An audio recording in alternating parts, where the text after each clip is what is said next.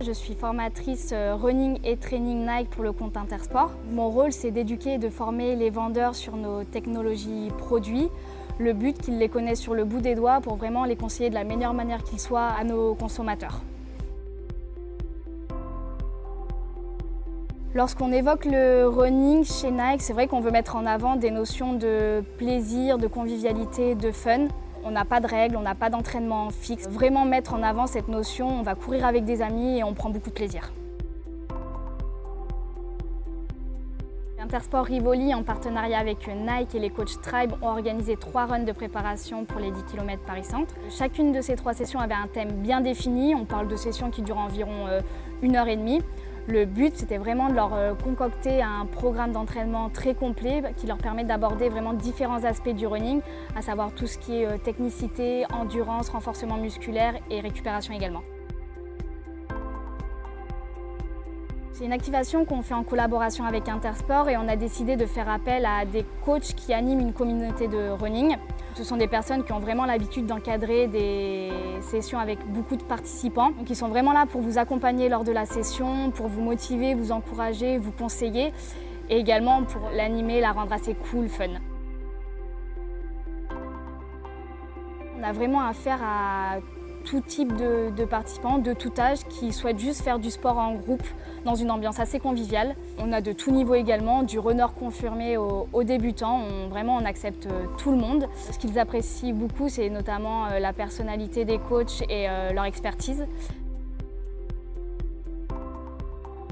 La première session, c'était du running pur, donc 2 groupes, un de 5 km, un de 8 km pour vraiment s'adapter à tous les niveaux des participants. En plus de cela, on l'a fait en partenariat avec l'association Africa Run. Donc le but de venir courir avec son ancienne paire de running. À la fin de la session, on la lègue à l'association qui ensuite les redistribuera aux populations africaines.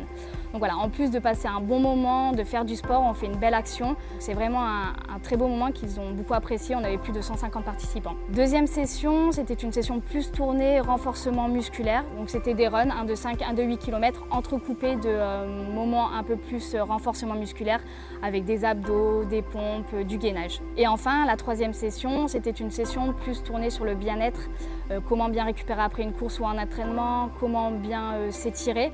Donc là, on était plus sur un aspect healthy, c'est pour ça qu'on a fait un cours de yoga et de pilates.